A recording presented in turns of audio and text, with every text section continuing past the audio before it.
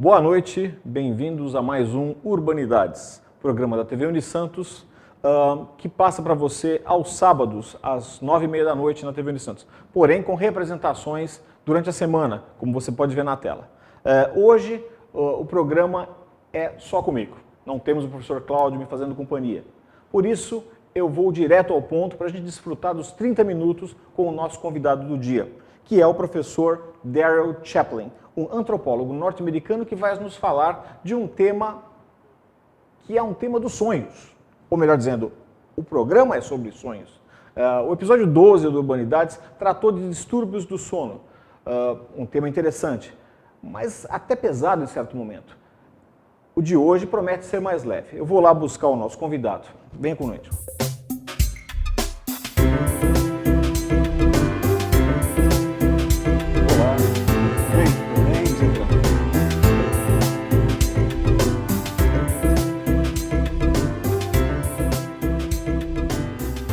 Bom, Daryl, hoje somos só nós dois aqui, não temos o professor Cláudio. Certo. Obrigado pela tua presença aqui, pelo convite, tá? Um tema que quando foi levado para a pauta nos chamou atenção, né? Sonhos, né? Tem tudo a ver com o começo de ano, tem tudo a ver com a vida da gente, né? Bom, eu acho o seguinte, eu tenho muitas perguntas para fazer, não sei se 30 minutos vai dar, mas vamos começar aqui e quem sabe a gente não faz um segundo programa depois. Como é que começa, Daryl, esse interesse pelos sonhos? Eu tive, a partir dos 12 anos de idade, um sonho recorrente, onde eu encontrava com uma pessoa numa festa. Eu tirava essa pessoa da festa, levava para a rua e dava um abraço nela e sentia a ponta dos cabelos dela úmidos. E eu enxergava a silhueta dela, mas não o rosto. E durante 12 anos isso para mim foi como se fosse uma praga. Eu sonhava com isso constantemente. É mesmo? Assim, mas uma vez por mês? Às vezes até mais. É mesmo? 2 vezes por mês, às vezes 2, 3 vezes por semana. E isso me perseguiu durante toda a minha adolescência até a fase, né, do jovem adulto. Fiz o meu curso de pós-graduação nisso justamente para tentar desvendar esse sonho específico e não consegui. Então, foi por onde começou. E meu pai sempre foi uma pessoa muito envolvida com filosofia da religião, era autor, até hoje. E isso era discutido na mesa, sempre, na hora do almoço, no café da manhã, a gente sentava ao redor da mesa e discutia sonhos. Eu vou te pontuando aqui, porque geralmente eu tenho o Cláudio para fazer isso, mas como somos só nós dois, eu vou ter que te interromper mais. Isso aconteceu quando você ainda morava nos Estados Unidos? Eu vivi no Brasil, nos Estados Unidos, um bom tempo, né, fazendo o tal do ping-pong internacional. E a essa época eu estava no Brasil. Aí eu voltei para os Estados Unidos e continuou lá. Então foi o que deflagrou o processo. Né?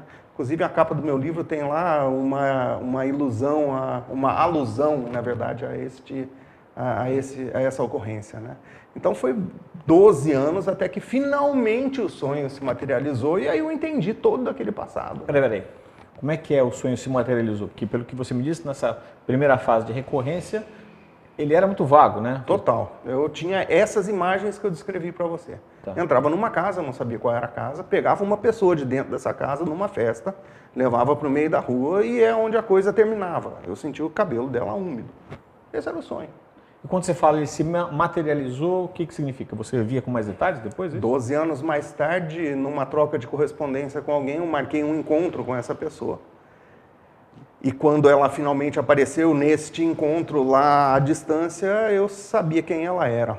Ela se materializou literalmente direto do meu sonho. E seria uma cantada muito barata, né? Eu chegar pra ela, era uma mulher? Era uma mulher. Bom. Seria uma cantada muito barata eu chegar nela e falar assim, olha, eu sonhei com você durante 12 anos, né? Mas, a coincidência ou não, nos encontramos no metrô em São Paulo. E quando saímos da estação do metrô, começou a chover e os cabelos dela ficaram úmidos. Então, foi a materialização do sonho que eu costumo dizer. Isso aí faz 23 anos agora. Tá.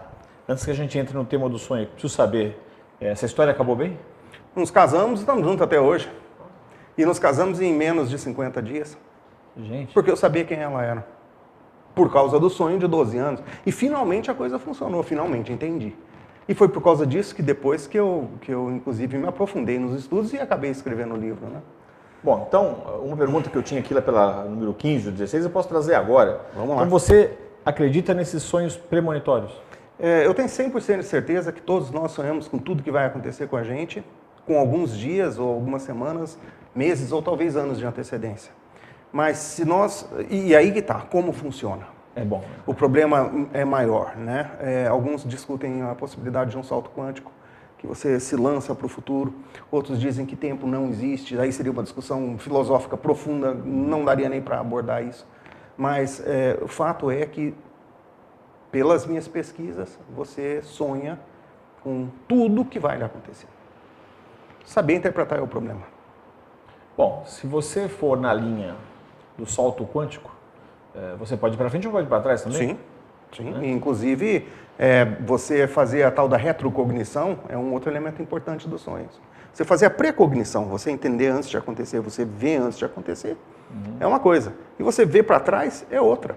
Alguns discutem que a função dos sonhos é só essa, de você voltar para trás e se curar de problemas que você gerou lá na sua infância. Mas é muito mais do que isso. Sonho é muito mais do que isso. Bom, toda a análise junguiana possível sobre sonhos, como é que fica aí? A questão dos símbolos, ainda se aplica? Aplica. Agora é assim, a gente tem que ter uma abordagem mais holística, na minha opinião. Freud funciona? Funciona para algumas pessoas e às vezes são só freudianos os sonhos de algumas pessoas. Jung funciona? Funciona para algumas pessoas, inclusive são só junguianos. Mas acho eu que vai além de tudo isso daí. Alguns são freudianos, em essência. Outros sonhos são de natureza junguiana. Outros têm elementos de Adler, que é um outro estudioso um pouco posterior. Outros deles, enfim, não englobam nenhum destes. Nenhum. Então, como saber? É você desenvolver um conhecimento sobre o linguajar que o sonho traz para você.